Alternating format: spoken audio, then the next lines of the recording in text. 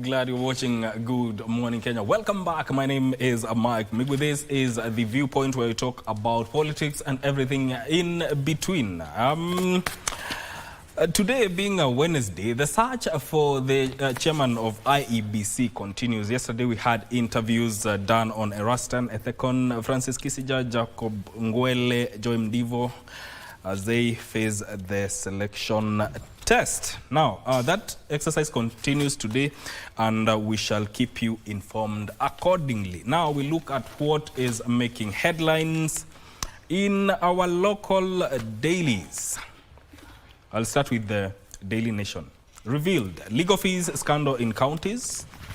That is what is making headlines in on the Daily Nation. Revealed legal fees scandal in counties. A county paid a law firm 10 million to defend a civil case where the plaintiff had sued for 1 million in damages in a textbook case of misuse of taxpayers' funds by devolved units. And the Auditor General says this is replicated across the country, with senior officials often ignoring set guidelines despite having capable in-house lawyers who can take up some tasks. There's a tabulation here of the counties that have accrued the highest legal fees, with Nairobi leading with 21 billion shillings. On the Star, the MPs abandon the 9 billion tower, blow cash on lavish hotels. That story is told on page 4 and 5 of the Star newspaper. There's also photos here of the large batch of interviewees that faces the panel as IEBC vetting ends today. Now on to the Standard. This is what is splashed on the front page of the Standard. Below average CS. Interior Cabinet CS Kipchumba Murkomen is remembered for his flashy and expensive clothes and jewelry than efforts to combat runaway insecurity in the country. Kenyans are living in fear. Bandits are having a field day. Terrorists are preaching to their captives deep in Kenyan territory. Goons are attacking perceived enemies with impunity as gangs take over cities and villages. There's information here told over 30 people have died in bandit attacks this year. About 3,000 police officers and 1,500 KDF soldiers are in the North Rift to fight banditry. Suspected Al-Shabaab terrorists attacked a police camp in Garissa, killing 6 officers. The U.S. has advised its citizens not to travel or limit movement in the region because of rising insecurity. You can read that story on page 4 of the Standard newspaper. My guests are already in studio. I'm joined by Wakili George Kithi, who is an advocate of the High Court. Welcome to the program. Thank you so much. And good morning. Also Mheshimiwa Wilson Sosion, who is a former nominated MP and former SecGen of Kenya National Union of Teachers. Welcome to the program. Yeah, thank you and good morning. Good morning to you too. I want to get a feel or your sentiments regarding these headlines, and I will start with Mheshimiwa Sosion. The front page of the Standard, they are saying below average CS. They have said that Interior Cabinet CS Kipchumba Murkomen is remembered more for his flashy and expensive clothes than efforts to combat runaway insecurity in the country, and also given a tabulation of the events that have happened so far. What are your thoughts on this? Now, and who has designed the headline? That's one person who might be having personal feelings, because that is a personalized headline. It's not a professional headline, and that really does not outline how the Ministry of Interior is operating and how the Minister for Interior is operating. One thing I know, Murkomen is a refined leader and an efficient worker in this administration, and therefore coming up with such a splash really is so personalized. It's not worth it, and I think the Standard can do better in looking for more splashes and using the press to wage war against individuals. That headline has no merit. It's unfortunate, and it's more personalized. It deviates from the principle of transacting issues. It would have made sense to highlight the security gaps in the country. But of course, you cannot hang it on the neck on an individual. Being a cabinet secretary of Interior is a different responsibility. And the challenges within the ministry is another set, so that we should be asking how is the CS dealing with that? And that, of course, invites a right of reply from the CS. And the manner in which that has been phrased is deliberate damaging of the integrity of the person of Kipchumba Murkomen. I don't see it. It doesn't fit the current bill of politics and leadership in Kenya, where we really need to concentrate on issues rather than engaging in personalized attacks of individuals. That is not right. Wakili Kithi, over 30 people have died in bandit attacks this year. About 3,000 police officers and 1,500 KDF soldiers are in the North Rift fighting banditry. It's also said that politicians and officers are accused of contributing to insecurities, thereby undermining security efforts. First of all, your take on the headline and the security situation. I think the headline is objective. And I'll tell you why. It is the duty of all tools available for Kenyans to be able to inspire work ethic and check on the work ethic of public officers and state officers. It is not in our duty to clap for public officers. It's not even our duty when public officers have done their job to tell them they've done their job, because that's what they're paid to do. But if they don't, we experience it. If they do, it's our right.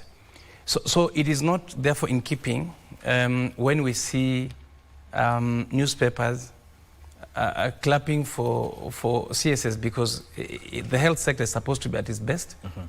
Security sector is supposed to be at its best. Education sector too, it's the best, because we pay for it. We're not in this country for free. We actually pay to be in this country, and if you don't pay, it's punitive, because it's criminal.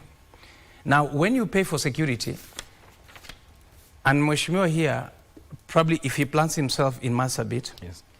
and a relative is killed, a loved one is killed, a police officer who fends for his family is killed on account of banditry, on account of people brazenly coming to this country, hooded, in very macabre dress code of Al-Shabaab, and preaches in Islamic, and threatens the souls, but then singles out those that are Christians and those that are not Christians and Muslims. That's not how we live in this country. But then you have no accusatory person, and we should just keep quiet, and the media should keep quiet. No, the media should highlight it. In fact, that language is tempered. It should have been worse than that. I'd like the headline to be worse than that, because then it is the only way when we pump fear into civil servants and state officers, so that they fear that if they do not work for the people, then the people will say those things unto them. When we say those things unto state officers, it's not that we don't like them. In fact, it's not that they're not our brothers, it's not that they don't live among us, it's not that we don't benefit from them. It's because at the instant of that discussion in the context, they have failed. And who then has failed? It is easier to say the president has failed the country because there's insecurity. But no, there's someone who at this context, the buck stops at that person. For instance, why would an unprotected individual be beaten at Kasarani? And that's a person of certain keeping in society. Why then would it be that if I live here having criticized so and so, I get beaten for it? Where is the freedom? And who then has to guarantee me? Remember, When I give my money and Mr. Sosion here gives his money, he gives his money to government. No government comes to power with his money. But there are certain guarantees which we have agreed in a constitutional dispensation. Meaning, I give you money in form of taxes. You take care of everything except the right to self-defense. But everything in law, you must take care of it. Yeah. If you don't, you're failing. But if you don't, such as death occurs, you fail even more. So if you're employed or you take a state job, you have certain obligations. You not go there so that we smile at you and we praise worship you, or we kneel down upon you. No, you are a servant for the people. And if it's about security, please do it. Because people are dying. And death is no joke. There are people who are mourning, and there are people who then will not go to school, or children will probably alter their lifestyles on account of their parents having been killed. Some chiefs were abducted from this country. A group of chiefs were abducted to another country. In the reign, in the context, in the regime that's being criticized. So what is our role then? In fact, leave us out. What is our role of the media? All newspapers should have actually have ganged up to put the same headline so that then somebody does his job. Or maybe he's new on the job, or maybe there's an excuse. But do I pay my taxes to swallow at excuses? No, I want the best. And Kenyans deserve the best. So when it has not hit you close, it's okay. It is far off because it's in Lamu. It is far off because it's in Marsabit. It's some chief I don't know. When it is your brother who is the chief who's been killed, then it will hurt. So we ought to feel the same.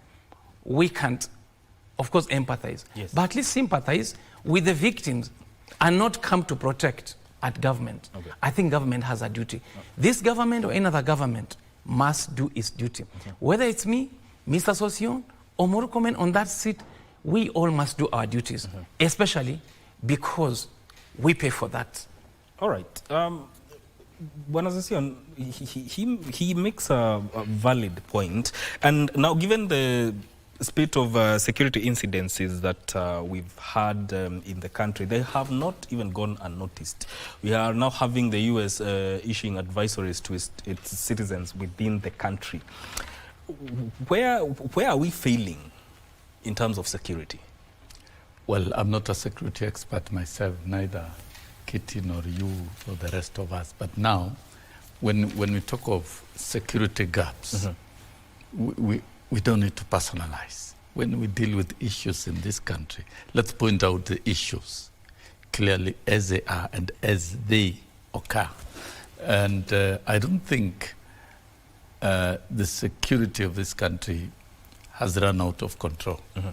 Factually speaking, of course, there are still bandits and rustlers in the north. They did not start yesterday, and they did not start when Murkomen walked to office. They've been there. It's work in continuation to bring it under control. The effect of terrorists from our across borders is a reality. It didn't start yesterday. They've been there, but they must still be brought under control. So I agree there are security gaps, and those security gaps must be dealt with.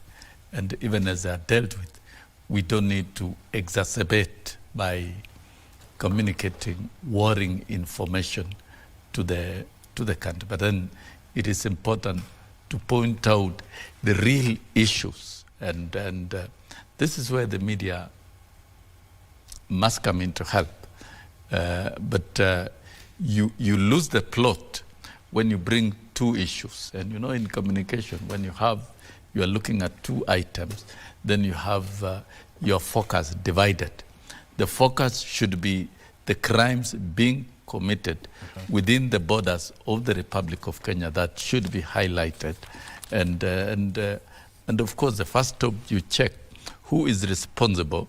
For example, if a police station is attacked in Garissa, what exactly happened? We need status of facts of the status and what has been done, what intervention measures are in place. I think we've got to be very honest and seek questions on what it is being done to bring the security situation under total control.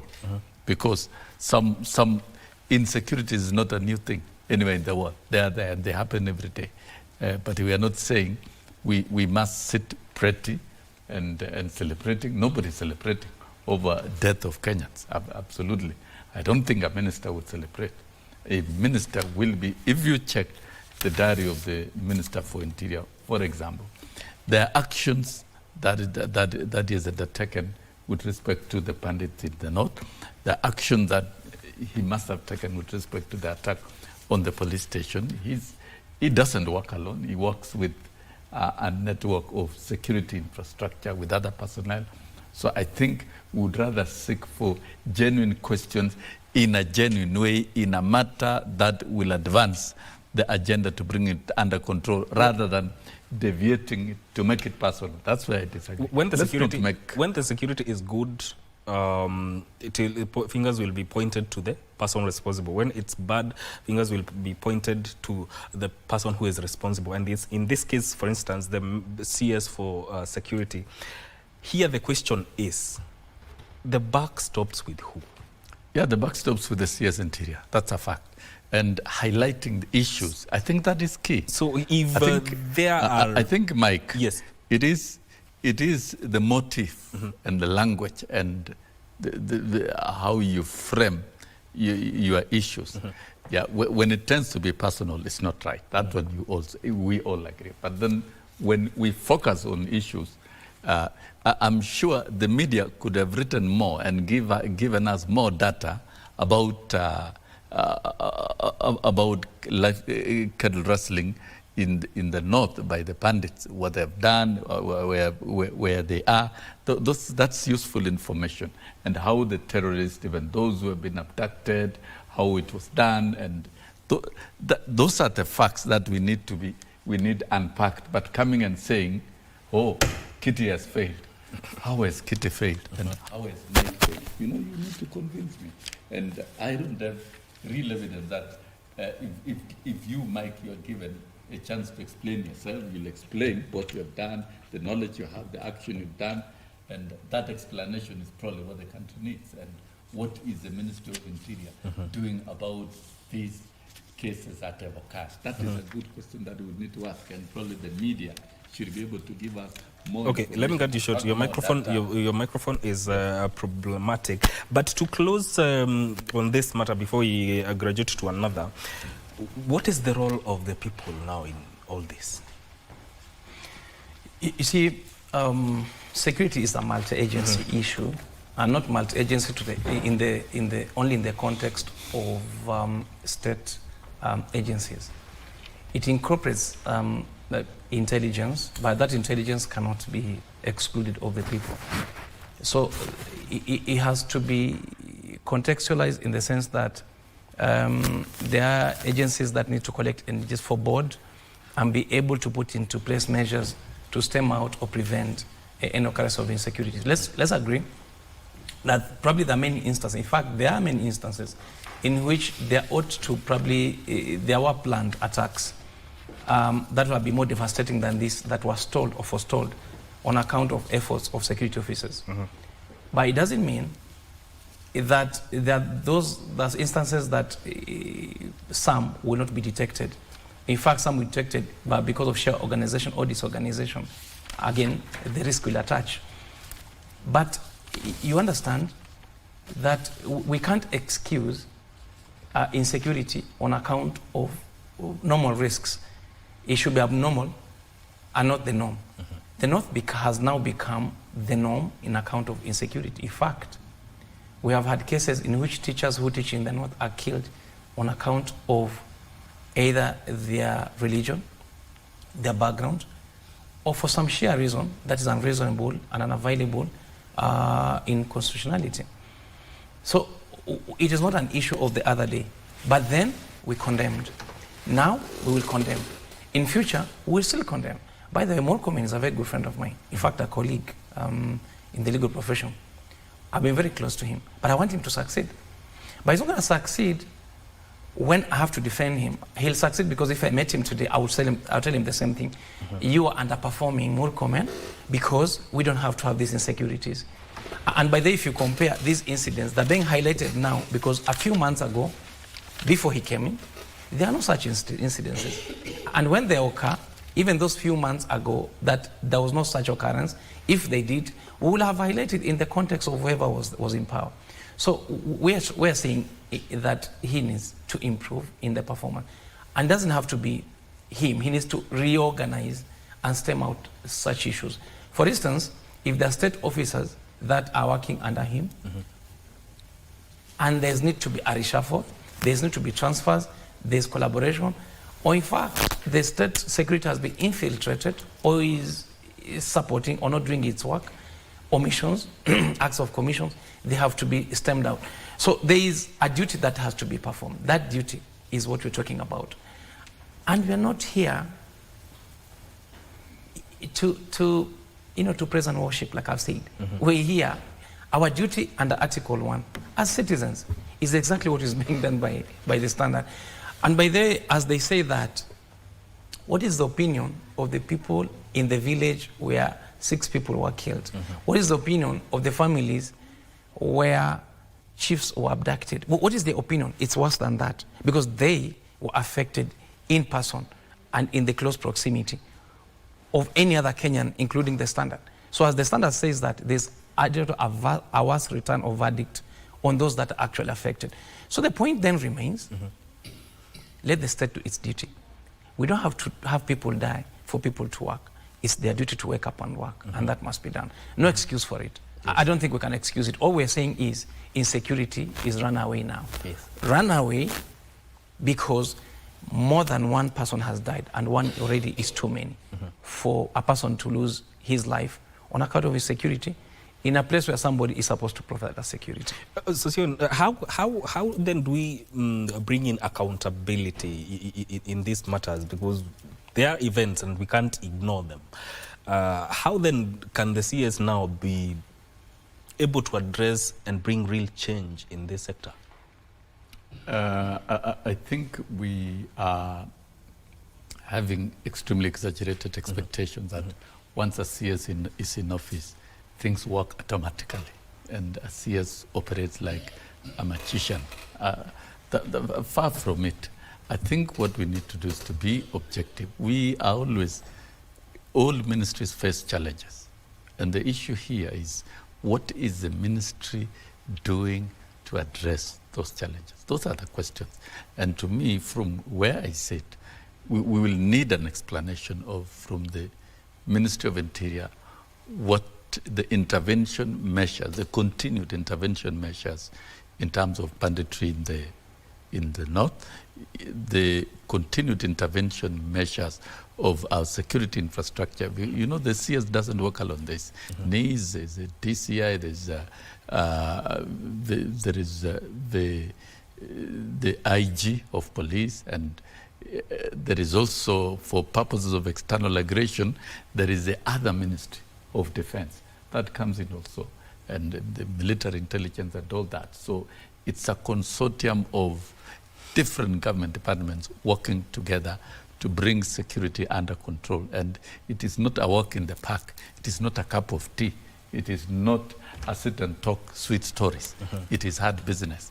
So that then we should be able to ask, what is the security sector doing to intervene in all these matters? Have the chiefs been traced? And why are we talking about the chiefs? We are not talking even about the Cuban doctors who were abducted many years ago. We let us also remember that teachers actually were killed some times back. So that this is a phenomenon that has gone on over the years. And if we go back, you remember in the 70s, the Shifter Wars and the rest. So we've had these complexities. So at the moment, what really the Ministry of Interior should brief the country and tell the country, this is what has happened, this is what occurred, and this is what we are doing. This is an incident in Garissa. This is what we have done, and we are doing this to forestall Let's take a and break. we have advanced data and information so that we know how to deal with this. I think you should just tell us what the scorecard is. Really? Let's take a break. Let's take a break. Accountability Let's take a break. is key, but then personal. Welcome back to Good Morning Kenya. My name is Mike Migwi. This is a viewpoint. We're talking about politics and everything in between. And now I want us to focus on something different about the president's planned visit to Mount Kenya.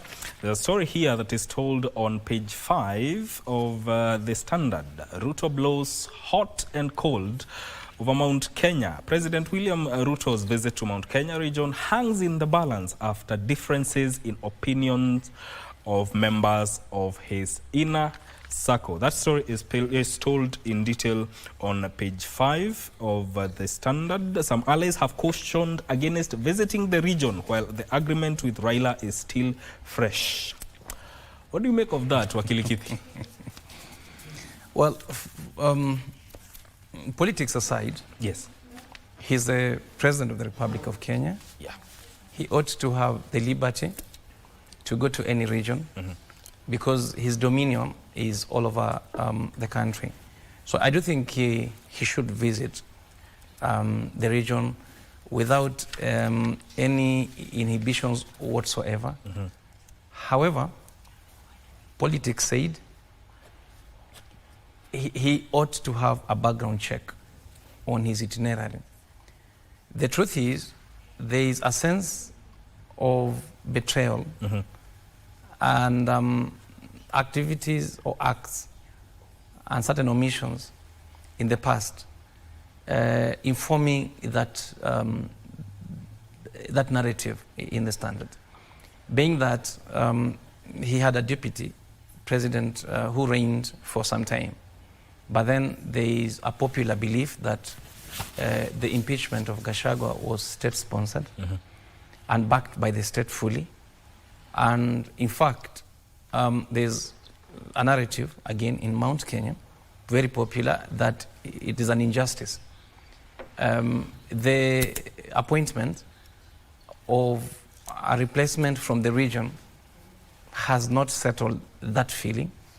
And basically the meeting of minds or the Mount Kenya general psyche, that was an injustice. And therefore, the argument as to whether he should visit now or not is a question of the reception. Yes. There has been mixed feelings that he should face, and that's a school of thought that he should face Mount Kenya when it's early enough, because he still has some time to mend fences.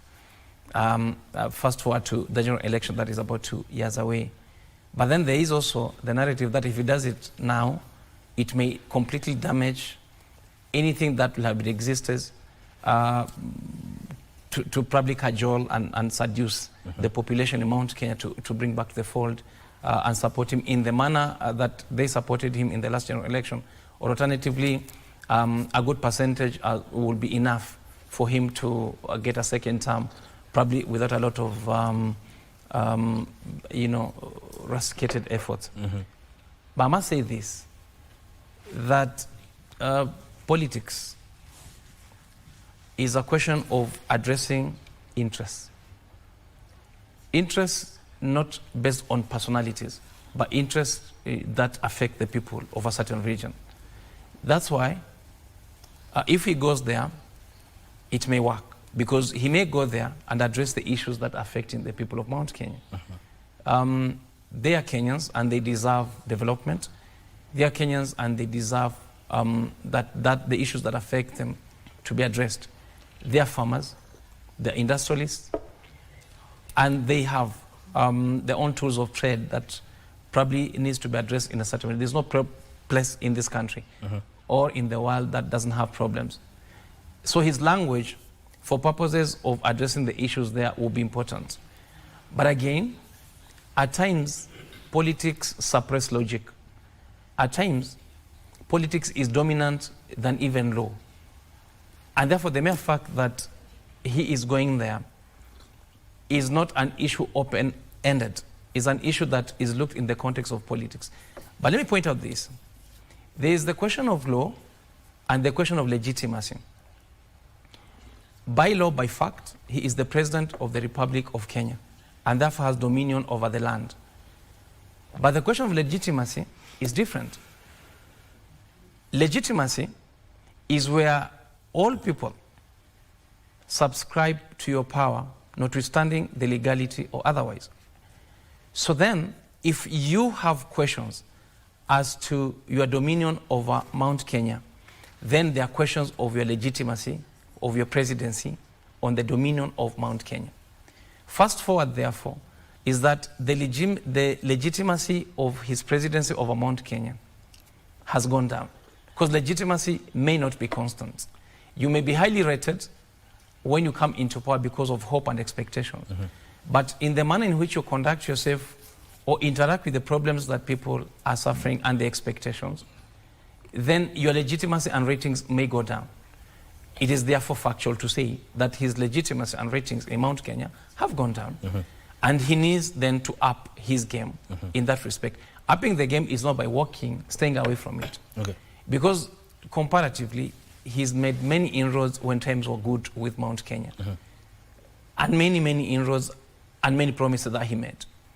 But after that, he's kept away, especially after impeachment of Gachagua. He has never stepped there. Others go, but he doesn't. Because it is perceived to be a hostile environment, and that's politics. And it's normal. Anybody in politics, even in a fiefdom such as a constituency or a sub-county, there are places where you will be welcome because of how you have related with them and it's your home, where you've come from. But in other places in the fiefdom of a sub-county that you may not be welcome, it may be hostile. And those dynamics keep coming and going. So how he plays his cards will be very important, obviously, with an eye to 2027. I think the verdict should be, he is the president. He should go, he should face it, and then he should be able to address the issues as they come. Bonasasion, if this visit is, say, looked in the context of politics, is it enough to assuage the Mount Kenya into supporting the president? Or is it, should it be viewed from a prism of a development tool? You know, the president is a political leader of the country and he's the head of state. And he has purpose to unite the country. That is what all of us must underscore. Because we've had a fractious country that has been divided through ethnicity. It has also been divided through exclusion.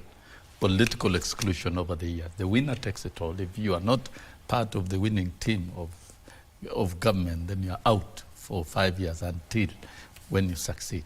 And that is what the president is trying to shed off in the country, so that we set a new culture of inclusivity, where we develop the entire country uniformly. And he visited Western extensively and intensively, and he visited Northeastern. He visited Coast very extensively. He visited Nairobi. Tell me why he will not visit Mount Kenya region. He will, as president, regardless of political feelings of certain individuals and reservations. Those are, human beings are entitled, Kenyans are entitled to their political rights. But then he will be visiting, not because of politics, but he will be visiting because of the development agenda of the region. Mount Kenya is part of Kenya, and there are programs that are lined up. The president signed charters with all the counties, including the Mount Kenya counties, and the president will be visiting to ensure that those programs are implemented and they are advanced. And of course, the bottom-up economic transformation agenda, pillar number 1 is agriculture. And Mount Kenya is an agriculture-rich country. This is where you have a huge population of small-scale farmers, and therefore focusing on the issues of the people, particularly agriculture and other development aspects, will be key. Why do we talk about political fears, what people feel about you today? The way they feel about you today, it will be different tomorrow. But can we escape? Can we ignore it? Is it? Can we ignore it? It is not necessary now. It is not on the interest of the president to begin worrying about how people feel politically, basically because, you know, when Rigathi Gachagua was impeached, and by the way, Kitty, President William Ruto had already... He's worried. He's worried. No. He's very President worried. William Ruto had already engaged and convinced Mount Kenya people to support him before he even appointed Rigathi Gachagua. Yes. So this trying to bring in Rigathi Gachagua to look like a scarecrow that is now controlling the mountain is fundamentally wrong. You don't control. People of Mount Kenya are not free to take their own decisions the way they want, and therefore the president will be focusing on the commitments he personally signed via signature with the people of Mount Kenya. That is, it will be easy for him to skip the politics. That is development. That I've told you, is a political leader. So first and foremost, is a political head of the country and the president of the Republic of Kenya. Okay. So politics will come into play, but then that cannot stop the president from doing his work. He will go and do his work, and then the rest will be left for the people of Mount Kenya. Including the politics. To decide. All including right. the politics. Yes. All right. Of course, people decide politically. You cannot gag people, and you cannot sit today and say, no, I want to begin controlling Mike so that he behaves in a certain manner in 2027. That is wrong, and that is not in the agenda of the president. The transformation agenda of the country requiring stabilizing the political ecosystem and focusing on the pillars is very important. That time for campaigning will come. And during that time of campaigning, the president will visit Mount Kenya and talk politics. At that time, Okay. he cannot talk politics. And let me tell you, the president cannot afford to talk politics because deep in his heart and in his mind is the transformative agenda of the country and of the people and implementation of the bottom up. He wants to see that agriculture is working and farmers are benefiting, that the small-scale traders, the MSMEs are working, the ICT infrastructure is working, and the youth of this country are within the digital space and engaging, that the housing is delivered. It is not whether it should be or not, but it must be delivered. Okay. The universal health coverage, that it is delivered. I think spending time around these 5 issues is more critical to the president than talking about how people feel, the little gossips, political gossips. And I think the president has gotten out of this circuit of political gossips completely and is up to stabilizing the country for transformative development. Thank you. When that time of politics come in 2027, the president will talk to Kenyans, and I mean Kenyans, all Kenyans within the boundaries.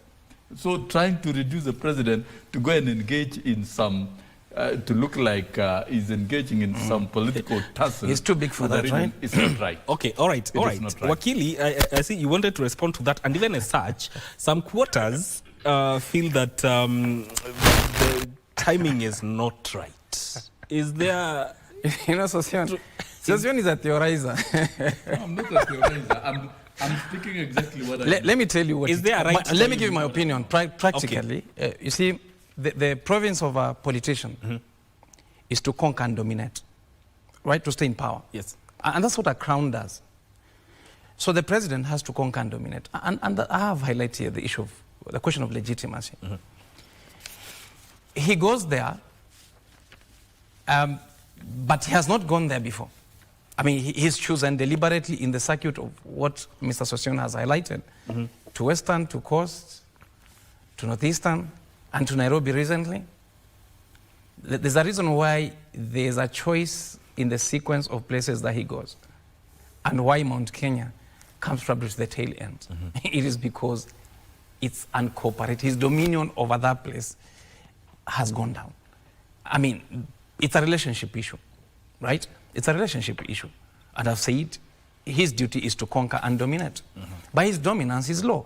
So he has to come with ways in which he can be rated higher and can be seen to up his relationship there.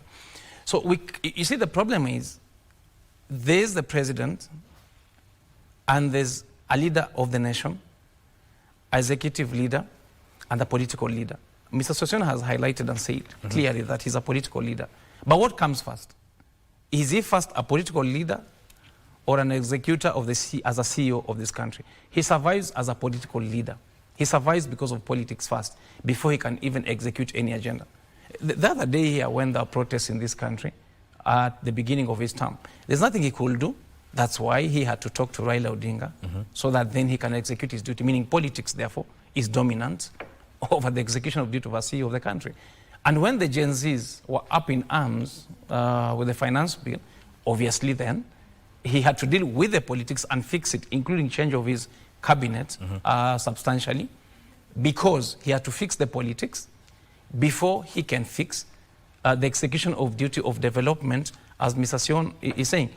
In a competitive environment where politics is in friction with any other issue, be it law, be it the execution of duty as the head of state, politics will always be dominant. So we are saying he is going there with the agenda of development, if he will, but then the first thing is the prism of politics. That's how we look at it.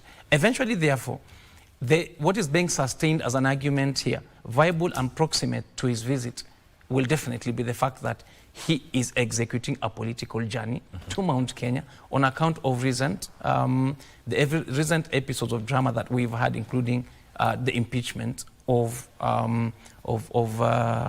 his deputy then. Will that visit change the perception or his perception within the mountain region?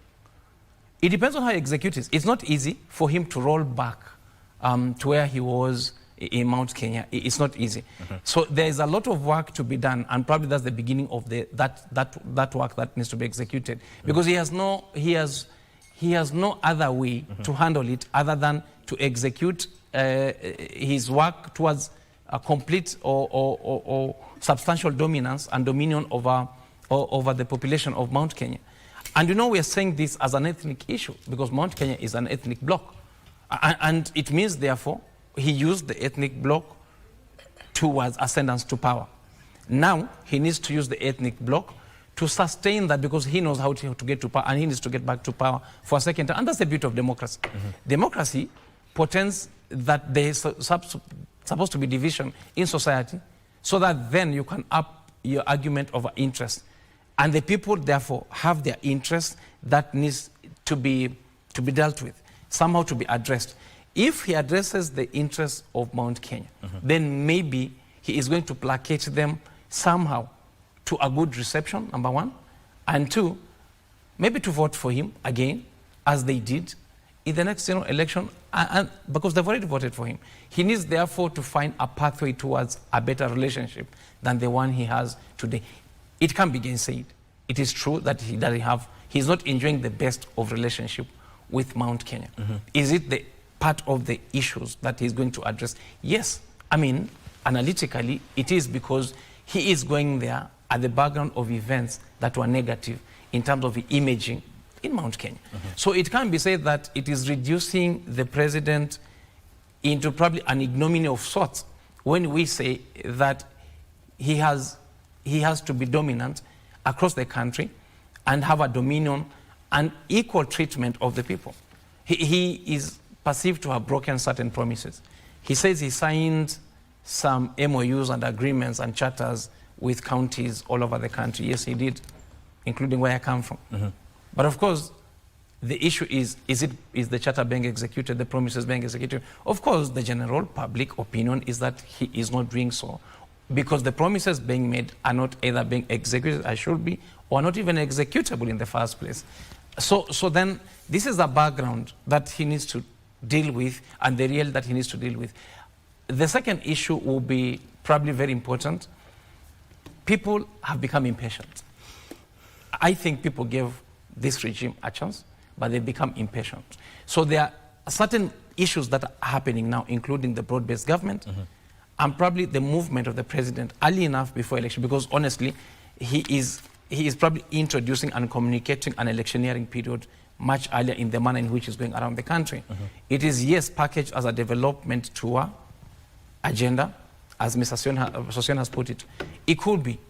but it can't be lost to the people that there's politics left in all that movement, and how he's organizing himself in the country. Okay. And therefore, it is a political journey. For me, it's not a development journey.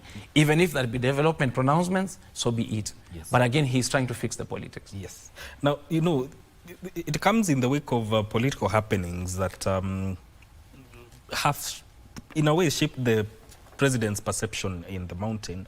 We are talking about the purge in the National Assembly and Senate in that saw the removal of powerful committee of former Deputy President Rigathi Gachagua's allies, and also now the dalliance or the MOU between Raila and the president.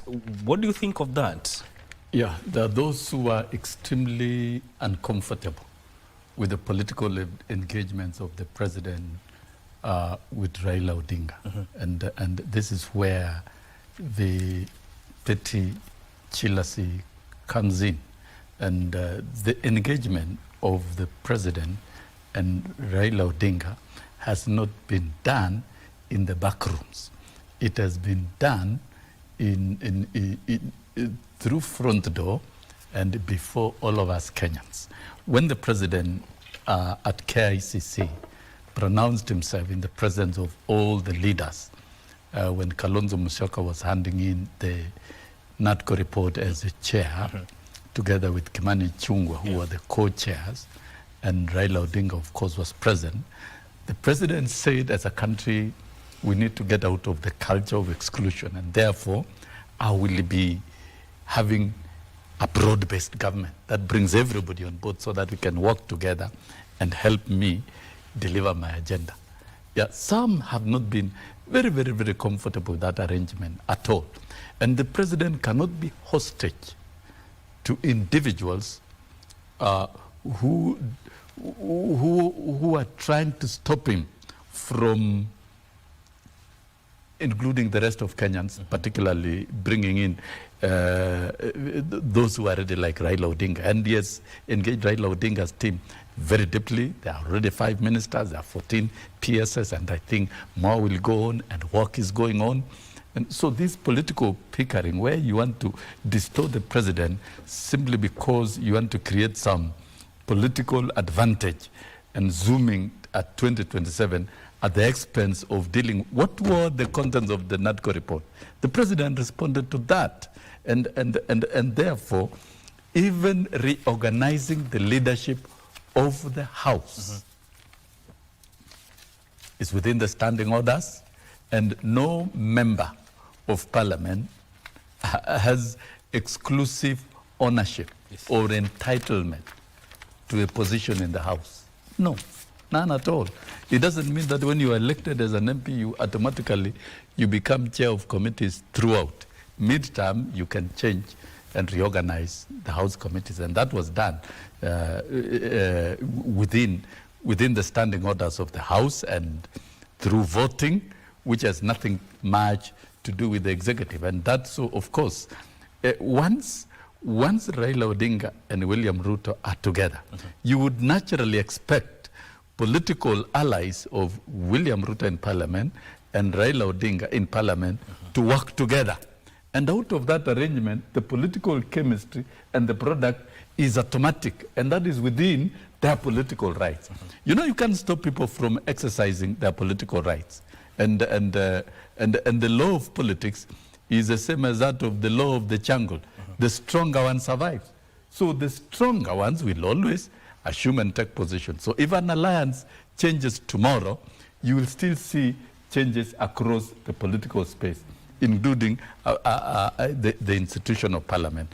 And those are facts. And we have seen it with our own eyes. Raila Odinga and William Ruto are working together for the good of the country.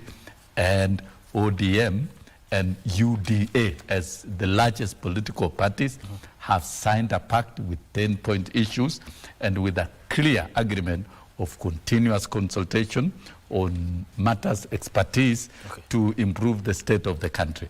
So if an individual MP from any region of the country became a victim in the committee elections and was not elected, that does not mean there was a strategy to actually balkanize where they come from. No, far from it.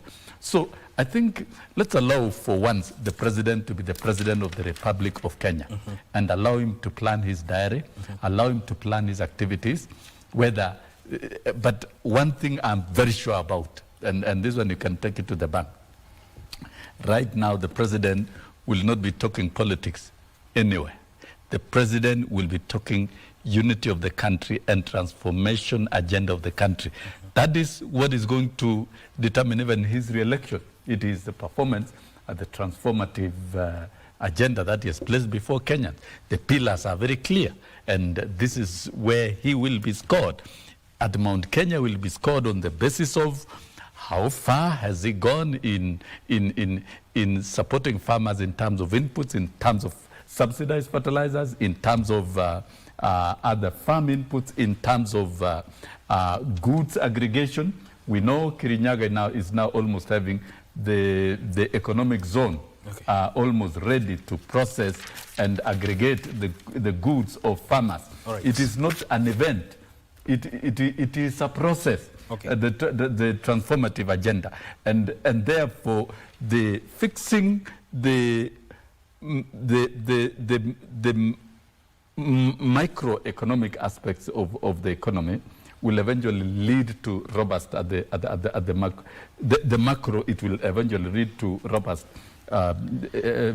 productivity at the micro level. So I think the president is doing what is right, and let us allow the president to be the president and to spearhead two things: unity and development of the country. Unity and development. 30 seconds to give your closing remarks. I'm told we're out of time.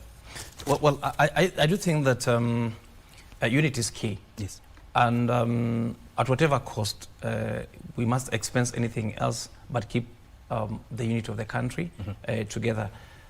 I think his tour across the country has been one, to try and unify the country, but also to recreate and reorganize his dominion over the country. It is important that he continues to whatever it takes for him to create the dominion, because peace has to prevail by whatever means. And I think we need to support our government where we can, including by criticizing it, and including by saying whether a CS is average or not. Yes. Bonazasion, 30 seconds.